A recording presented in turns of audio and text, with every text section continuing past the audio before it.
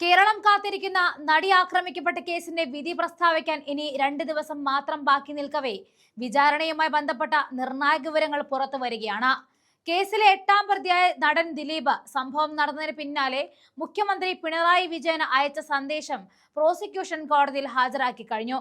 Ernakulam principal session കോടതിയാണ് December 8-ന് തിങ്കളാഴ്ച വിധി പറയുന്നത്. ഒരു സുപ്രധാന ഘടകമാണ് ഇവിടെ ഏറെ ശ്രദ്ധിക്കപ്പെടുന്നത്.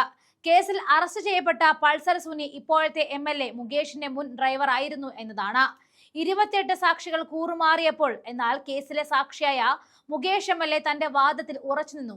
അതെല്ലാം നല്ലതിന് തന്നെ. പക്ഷേ ഇപ്പോഴും ലൈംഗിക ആരോപണം നേരിടുന്ന ആളായ മുകേഷാണ് ഇരയ്ക്കൊപ്പം ഉറച്ചു നിൽക്കുന്നത് എന്ന് ഓർക്കണം.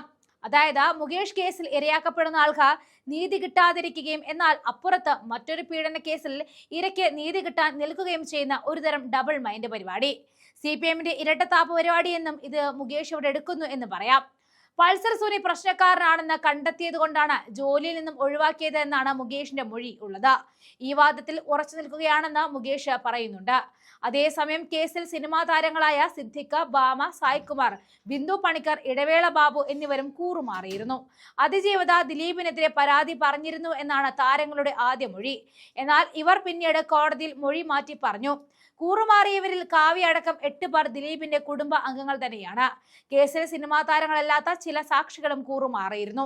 ദിലീപിന്റെ ആശുപത്രി പ്രവേശന രേഖകൾ വ്യാജമായി നിർമ്മിച്ചതായിട്ട് ആരോപിക്കപ്പെടുന്ന ഡോക്ടർ മുതൽ പൾസർ സുനിയുടെ നടനുമായി അടുപ്പിച്ചതായിട്ട് മുൻപ് വെളിപ്പെടുത്തിയ ഹോട്ടൽ ജീവനക്കാർ വരെ നിർണായക സാക്ഷികൾ ആണ്. ദിലീപിന്റെ സുഹൃത്തുക്കളായ നാദിർഷ, ബൈജു, സഹോദരൻ അനൂപ്, സഹോദരി ഭർത്താവായ സൂരജ, ഡ്രൈവർ അപ്പുണ്ണി, ഗാർഡ് ദാസൻ എന്നിവരും കൂറുമാറി.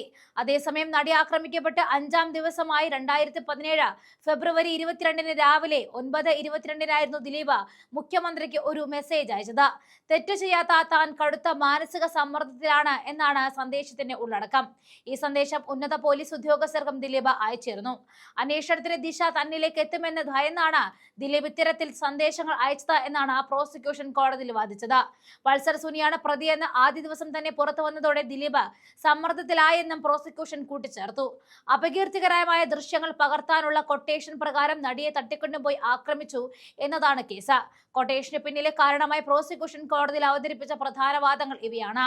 കാവ്യ മാധവനുമായുള്ള ദിലീപിന്റെ ബന്ധം അന്നത്തെ ഭാര്യയായിരുന്ന മഞ്ജു വാര്യരോട് ആക്രമിക്കപ്പെട്ട നടി വെളിപ്പെടുത്തിയതിലുള്ള വൈരാഗ്യമാണ് കൃത്യത്തിന് കാരണം. കാവ്യ മാധവനുമായുള്ള ദിലീപിന്റെ ചാറ്റുകൾ മഞ്ജു വാര്യർ കണ്ടതാണ് സംഭവങ്ങളുടെ തുടക്കം. കാവ്യയുടെ ഫോൺ നമ്പറുകൾ രാമൻ, വ്യാസൻ തുടങ്ങിയ പേരുകളിലായിരുന്നു ദിലീപ് തന്റെ ഫോണിൽ സേവ് ചെയ്തിരുന്നത്. എന്നാൽ ബലാത്സംഗത്തിന് കൊട്ടേഷൻ നൽകി എന്നത് പോലീസിന്റെ കെട്ടുകഥയാണ് എന്നാണ് ദിലീപിന്റെ ഭാഗം. ആകെ 9 പ്രതികളുള്ള കേസിൽ ദിലീപ് 8ാം പ്രതിയാണ്.